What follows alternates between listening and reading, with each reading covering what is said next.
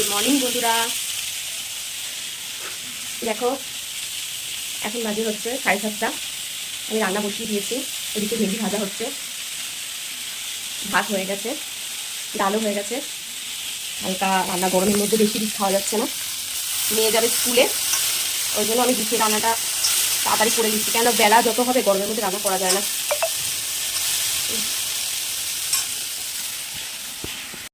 সোনা সকালে উঠে গেছে, উঠে একটু গান টান করে নিয়ে এই যে পড়ছে, স্কুল যাবে।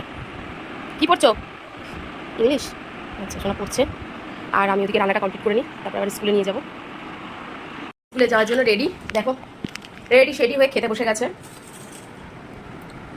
সোনার ফেভারিট জিনিস দিয়ে খেতে বসে গেছে।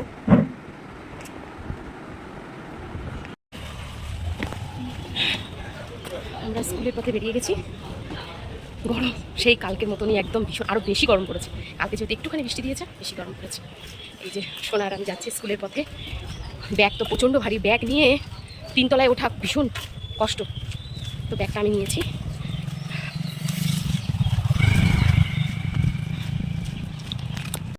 রোদ দেখো পুরো মাঠে, আমরা মাঠের মধ্যে দিয়ে যাচ্ছি, ভীষণ রোদ। দেখো রোদ।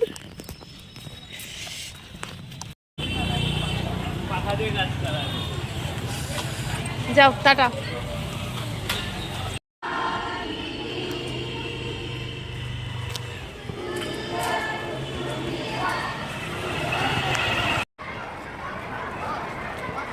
সোনাকে দিয়ে আমি ফিরছি। যতক্ষণ পেয়ার লাইন হয় একটু থাকি স্কুলে, পেয়ার লাইন পর্যন্ত।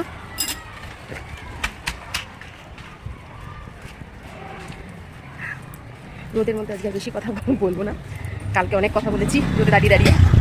আজকে আর বেশি কথা বলবো না, বাড়ি গিয়ে এখনো কিছু রান্না বাকি আছে, সেগুলো করবো। তো ঠিক আছে বন্ধুরা, আজকের ব্লগটা এইটুকুনি, টাটা।